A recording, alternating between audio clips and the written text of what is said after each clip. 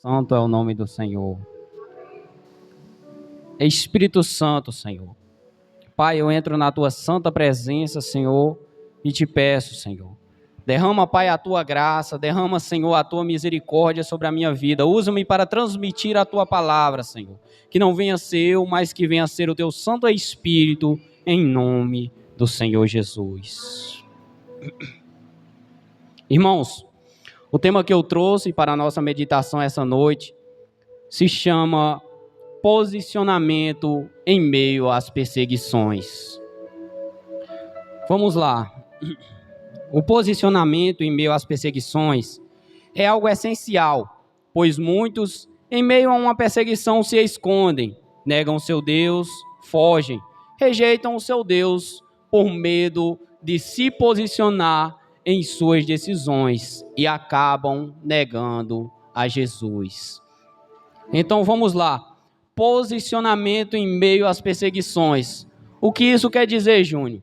Quer dizer que eu tenho que me posicionar quando eu estou sendo perseguido, que eu tenho que me posicionar quando se levantam leis que vão contra o meu Deus, que eu tenho que me posicionar quando vem situações contra as leis do Senhor. Mas qual a tendência? A tendência dos cristãos de hoje são fazer o quê? São com que a perseguição venha, são com que a aflição venha e eles se escondam, e eles neguem o seu Deus, e eles abandonem o Senhor. Mas qual o posicionamento de uma pessoa que serve a Jesus verdadeiramente? Um posicionamento de uma pessoa que serve a Jesus verdadeiramente é o quê? Eu não vou negar o meu Deus. Não importa o que aconteça comigo, não importa a situação, não importa, eu não vou negar o meu Deus. Então vamos aprender nessa noite como se posicionar em meio a uma perseguição, em meio a uma aflição, em meio a um problema se levantado por Satanás. Uma pergunta: como eu me posiciono em meio a uma perseguição? Vamos lá, vamos aprender com o Senhor essa noite. O posicionamento em meio a uma perseguição é você não negar a sua fé em meio a uma perseguição ou afronta, mas assumir ela até o fim, confiando em Jesus, que é o nosso Senhor. Então, como eu me posiciono? Eu me posiciono não negando a minha fé. Eu vou anunciar a mensagem de Cristo, ainda que se levantem contra, ainda que falem mal, ainda que digam que eu não presto, ainda que digam isso, ainda que digam aquilo, eu vou continuar anunciando a mensagem do Deus verdadeiro. Eu vou continuar anunciando a mensagem que Cristo me entregou. Esse é o posicionamento que eu devo ter em meio a uma perseguição, uma aflição. Esse é o verdadeiro posicionamento. Vamos lá? Nós temos um exemplo de posicionamento dentro da Bíblia. Então um anjo do Senhor veio e assentou-se debaixo do carvalho que estava em Ofra, que pertencia a Joás, o abiezrita. E Gideão, seu filho, estava amarando o trigo no lagar para o salvar dos midianitas. Então um anjo do Senhor lhe apareceu e lhe disse: o Senhor é contigo, homem valoroso. Mas Gideão lhe respondeu: ai, Senhor meu, se o Senhor é conosco, porque tudo isto nos sobreveio, e que é feito de todas as suas maravilhas que nosso pai nos contaram, dizendo: não nos fez o Senhor subir do Egito, porém agora o Senhor nos desamparou e nos deu nas mãos dos midianitas. Então o Senhor olhou para ele e disse: vai nesta tua força, e livrarás a Israel das mãos dos midianitas, porventura não te enviei eu. Juízes, capítulo de número 6, versículo de número 1 ao 40. Agora tem algo interessante nessa palavra, que se encontra no versículo de número 11, que diz o seguinte: estava malhando o trigo no lagar. Sabe por quê? Porque se você pesquisar no seu Google onde é que malha o trigo é malhado na eira, não é no lagar. O lagar era usado para com que as uvas fossem amassadas para que viesse o suco. Era esse o lugar, mas a Bíblia diz que Gideão estava malhando o trigo no lagar. não era o local apropriado para malhar o trigo, mas ele estava malhando. Não era o lugar certo para malhar o trigo, mas enquanto os outros estavam escondidos, ele estava malhando. Não era o lugar correto. Olha, as situações eram contra Gideão, mas ele continuou malhando o trigo. O que é isso? Posicionamento. Enquanto os outros se esconderam, ele disse: Senhor, só tenho lagar aqui para malhar o trigo, mas eu vou malhar o trigo. Ou seja, não desistiu, não voltou para trás, não olhou para as dificuldades, mas ele fez o seu papel. E sabe o que o Senhor vai chamar ele quando o anjo aparece e diz: homem valoroso. Homem valoroso. Sabe por quê? Porque enquanto muitos estavam escondidos, Gideão estava posicionado. Enquanto muitos estavam com medo dos soldados, com medo da guerra, Gideão estava posicionado, honrando o seu Deus, ou seja, malhando o trigo. E o que é que o Senhor diz? Bora, vai, porque eu sou contigo e é você que vai libertar o meu povo. O que é isso? Ainda que a situação seja contrária, ainda que os problemas se levantem, as aflições se levantem contra a tua vida, não dê o braço a torcer, mas faça a obra porque o Senhor vai ser contigo. Faça a obra porque o Senhor Jesus vai ser contigo. Não se esconda, se posicione.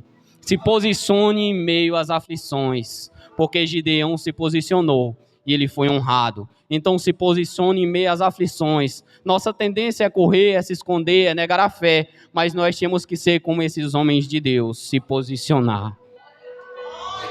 Vamos lá, tenho mais um exemplo. E diz o seguinte: vieram alguns homens, trazendo-lhe um paralítico carregado por 4 deles. Essa que é conhecida. São os 4 amigos que levam o paralítico até Jesus. E a Bíblia diz que eles chegando lá, o que vai acontecer? Se deparam com uma multidão. A casa estava fechada de gente. Não podiam entrar pela porta, não podiam entrar pelas janelas, não podiam entrar por lugar nenhum. Sabe por quê? Porque estava lotado de gente. Mas o que é que o posicionamento faz? Os amigos olharam e disseram: olha, a janela está fechada, a porta está fechada, mas tem o teto, vamos entrar por cima, mas não vamos voltar para trás. Ou seja, eles foram decididos a levar o paralítico até Jesus, e não importava a dificuldade, não importava a circunstância, eles levaram ele até Jesus. E a Bíblia diz: e vendo Jesus a fé deles, dos 4 amigos, e vendo Jesus a fé deles, disse: olha, você está curado, ou os seus pecados estão perdoados. O que é isso? Posicionamento. Sabe por que muitas das vezes não acontecem milagres, não acontecem situações? Porque a igreja não se posiciona, a igreja se recua, a igreja se esconde, a igreja fica escondida e não exalta. Sabe o que eu acho bonito na África? É porque quando eles saem para adorar a Deus, não importa a situação, não importa o problema, não importa se tem roupa, não importa se tem chinela, eles vão adorar o nome santo do Senhor Jesus. Eles se posicionam. Sabe o que falta nos dias atuais? Posicionamento. Se posicionar para adorar, se posicionar para obedecer, se posicionar para engrandecer o nome do Senhor Jesus. Sabe por quê? Porque o Senhor Jesus, Ele adora, Ele ama aqueles que se esforçam para fazer a obra dEle. Então, irmão, se posicione. Não adore a Jesus só quando tudo estiver dando certo.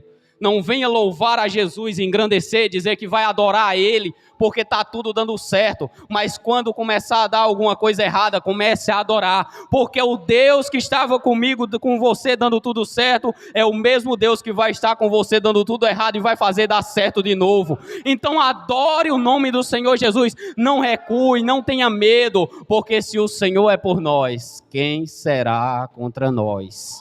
Então, irmãos, muito maior é aquele que está conosco do que aquele que está no mundo. Vamos lá. O último exemplo. Um exemplo de posicionamento. A multidão ajuntou-se contra Paulo e Silas, e os magistrados ordenaram que se lhe retirassem a roupa e fossem açoitados. Depois de serem severamente açoitados, foram lançados na prisão. O carcereiro recebeu instrução para vigiá-los com cuidado. Tendo recebido tais ordens, ele os lançou no cárcere interior e lhes prendeu aos pés no tronco. Por volta da meia-noite, Paulo e Silas estavam orando e cantando um hino a Deus. Os outros presos os ouviam. De repente, houve um terremoto tão violento que os alicerces da prisão foram abalados. Imediatamente, todas as portas se abriram e as correntes de todos se soltaram.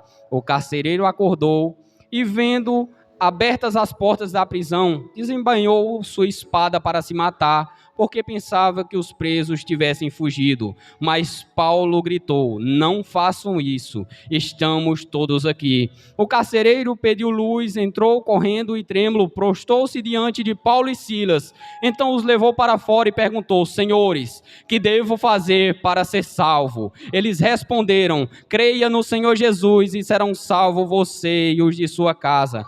E pregaram a palavra de Deus a ele e a todos os de sua casa. Naquela mesma hora da noite, o carcereiro lavou as feridas dele. Em seguida, ele e todos os seus foram batizados. Então os levou para sua casa, serviu-lhes uma refeição e com todos os de sua casa alegrou-se muito por haver crido em Deus. Começa a ser interessante o posicionamento de Paulo e Silas, sabe por quê? Porque eles são presos. E a primeira parte, eles são açoitados. Já começa por aí. Já não sendo açoitados, o que é que o magistrado diz? Olha, cuidado com esse cara aí, ó, com esses dois, porque o que acontecer com eles vai ser cobrado de você. O carcereiro faz o quê? Coloca ele no cárcere interior, lá no final, onde não tinha escapatória. Aí diz: olha, vão ficar aqui, vão ser vigiados. E o que é que acontece? A Bíblia diz: por volta da meia-noite, estavam todos quebrados, porque tinham sido açoitados. A carne deles estava doendo, porque eles tinham recebido açoitadas. Mas sabe o que a Bíblia diz? Paulo e Silas oravam e cantavam a Deus. E não bastando só isso, ainda diz: e os presos os ouviam. O que era isso? Eram os presos olhando por a brecha, olhando e dizendo: rapaz, olha, eles foram açoitados, olha, eles foram caluniados, olha, foram jogados aqui dentro, mas nem isso para a fé desses homens. Eram os caras, eles olhando e dizendo: olha, se fosse eu no lugar deles, já estava reclamando, já estava murmurando, já estava até dormindo, mas eles são diferentes. Eles são diferentes. A Bíblia vai dizer que houve um terremoto e com que todas as celas fossem abertas. E o que vai acontecer? O carcereiro olhou e disse: agora já era, tem mais jeito não. Eles escaparam e agora eu vou morrer. Então desembaia a espada e tenta se matar. E o que é que acontece? Eles olham e dizem: não faça isso. O que é isso? É Deus fazendo: olha, até na tua aflição eu vou salvar pessoas. Até no que você está passando eu vou usar para salvar pessoas através da tua vida.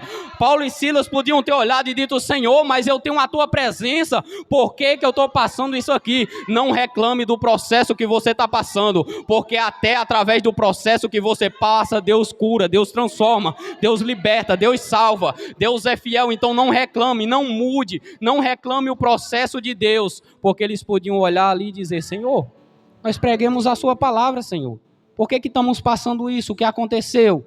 Mas eles entenderam que Deus era com eles. Se não importava o que estava acontecendo, eles iam anunciar a palavra dele. Então não importa, irmãos, o que acontece na tua vida, não importa o teu problema, não importa a tua situação. Se você veio aqui essa noite, exalte e engrandeça o nome do Senhor. Ah, Júnior, mas eu perdi meu emprego. O Deus que eu sirvo é fiel para te dar um novo. Ah, Júnior, mas eu perdi isso, eu perdi aquilo. O Deus que eu sirvo, que ressuscita morto, ele é capaz de restaurar a tua vida. Ah, Júnior, mas eu entrei muito, não tem mais saída para mim. Tem sim. O Deus que eu sirvo venceu a morte, até a morte tem saída, porque naquela cruz ele venceu a morte. Então, irmãos, se posicione.